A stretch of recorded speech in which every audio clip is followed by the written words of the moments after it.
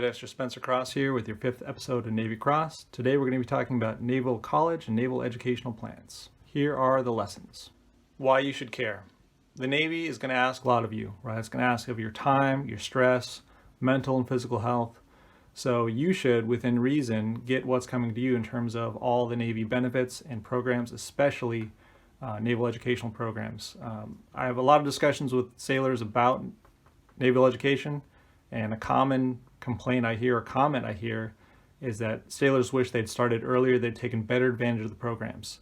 So especially if you're dealing with, let's say, a 4 or 6 year contract, right? It's up to you how you spend your time for your educational goals. You could end up with close to 0 credits and nothing really accomplished within the educational sphere. It's not a comment on what else you accomplish in your time, or just in terms of education, you could leave within 6 years with up to, let's say, a master's degree or even more.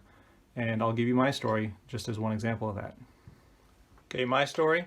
Coming into the Navy, I had really about 2 classes that I ended up applying to my final degrees. So 6 credits, not a whole lot, basically pretty close to 0. I went through boot camp, then A school was 7 months plus a month on either end for holding.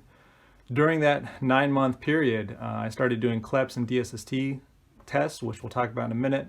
Ended up earning about 20-ish credits, which ended up applying almost all to my final degree.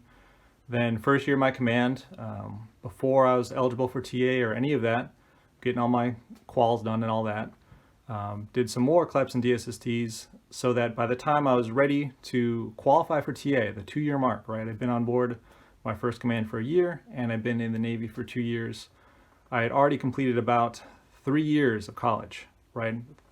1 year that was for my tech school, my A school. Not all rates are like that. I'm a CTN, so we get a fair amount. So take that with a grain of salt. But by the time I was eligible for TA, the 2-year mark, I had already completed 3 years of college classes.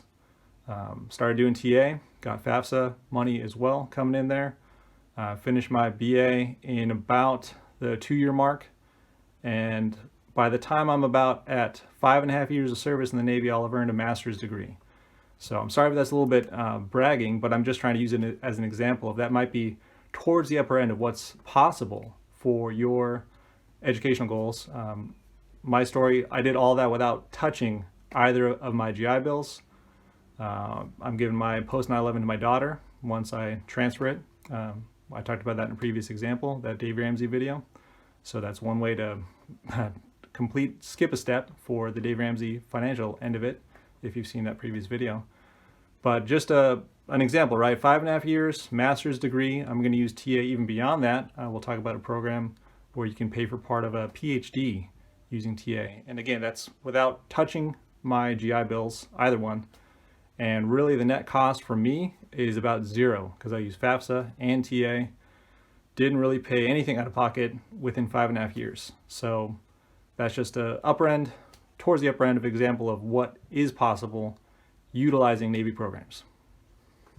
The things you can do before you hit that 2-year mark and become eligible for TA. This is especially in light of all the 4 and 6 year contracts, which are very common, right? Let's say you only want to do one contract, you get in. Not for you, whatever, no judgment. But within those 2 years, right, before you're eligible for TA at the 2-year mark, and after you've been on board for 1 year, you are eligible to do CLEP and DSST tests. That's any time, and you can do those really once you get out of boot camp.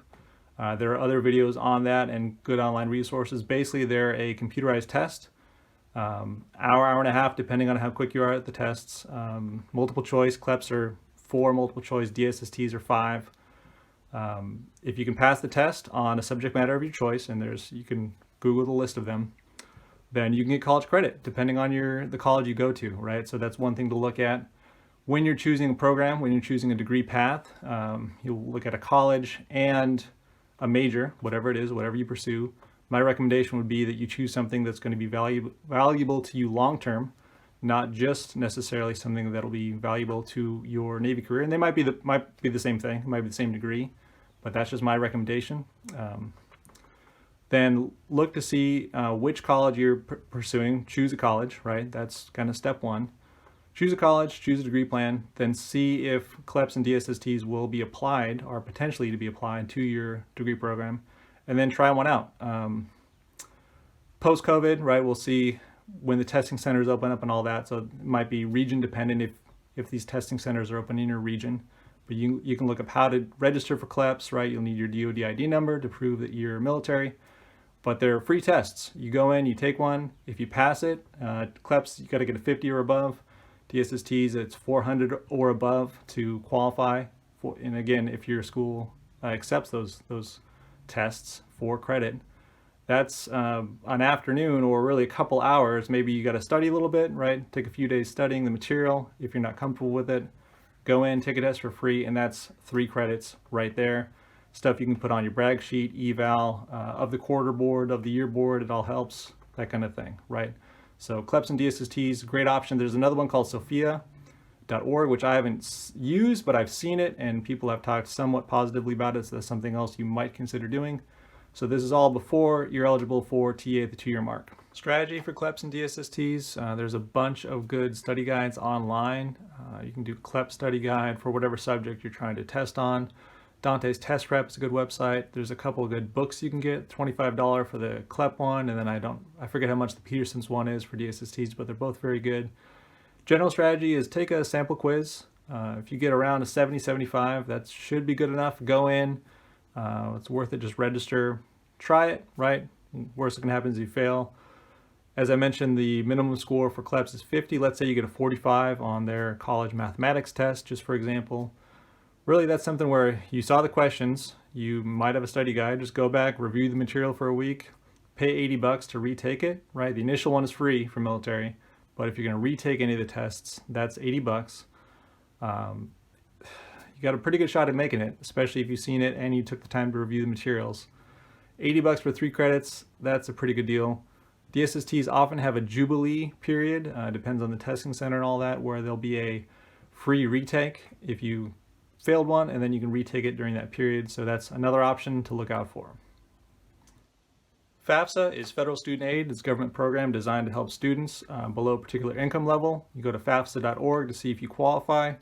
Really, as long as you're not like an E7, you should qualify financially. So even before you qualify for TA, the 2-year mark, and the 1 year on board your first command, you can have these Pell Grants coming to you paying for your college classes. A lot of people like military universities, military-friendly universities. That's UMGC, Liberty, AMU, APU, Strayer, Western Governors, that kind of thing. They're not Ivy League, but they're not degree mills either, right? So take it with a grain of salt. It is what it is. But if you're using Pell Grants, then they can pay for your classes before you get TA. Okay, once you hit the 2-year mark, right? You've been in the Navy 2 years, you've been on board your first duty station for a year, or had chain of command waiver in case you're already qualified and you're hitting all your wickets, that kind of thing.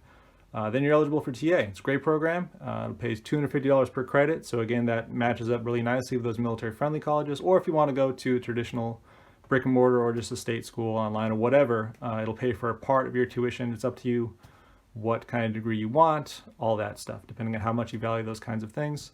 But tuition, they just boosted it up to 18 credits a year again. So beginning this next fiscal year, this October, it'll jump back up to 18 credits, which means you can take one class at a time. So every 2 months, for instance, on a semester system, every 2 months taking 3 credits. And it's really not that crazy hard. If you're worried about it, it's just a few papers, discussion posts. Just take one and see how it works. You know, you made it through boot camp, you got some kind of score on the ASVAB, and you're watching a YouTube video about how to be a better sailor. So I trust that you can be motivated enough to get through this class. And it doesn't have to be any crazy schedule, right? I've only done really ever one class at a time. So every 8 weeks, one class, 8 weeks, a few papers, nothing too crazy. Okay, how far can you go? Let's assume you got a decent amount of credits from your A school. Let's say you utilize CLEP and DSST, and maybe Sophia if you look into it. And you got a bunch of credits before you even got into TA, right? And let's say you're doing maybe more than a 4-year, maybe 8-year contract, that can have a couple 4-year contracts. Let's say you get your bachelor's. So the TA limit is 120 credits lifetime. So if you already did those CLEPs and DSSTs, they're not knocking down your TA lifetime requirements, lifetime eligibility. So you can go beyond a bachelor's, you can go to a master's. Liberty University is one program I know of that has TA able to pay for part of a doctorate. something called their Executive Certificate Program. It's kind of cool. They know their audience, so they know what they're trying to do. So just kind of a wraparound example, right? If you take all those advantages that you have coming to you, you can get through school quick, get all the credits you have coming to you, pursue your degrees, right? If you get a associate's, that's 2 points on your exam. It also looks good on, as mentioned, the brag sheet, eval of the quarter, of the year, all that fun stuff. Bachelor's is 4 points, which, hey, that could be the difference, right? We see the memes every year, the person who was just 0.1 below what they needed. So a bachelor's degree is worth 2 Navy Marine Corps Achievement Medals. That's a lot. And then even just more generally, pursuing your educational goals, making yourself more competitive in the civilian side once you get out, all that fun stuff. So hopefully this video helped you. Next video I'm looking to do is one on of the quarter and of the year boards, what to expect, if you should do them at all, and how to prepare. Thank you for watching. This has been the Navy Cross.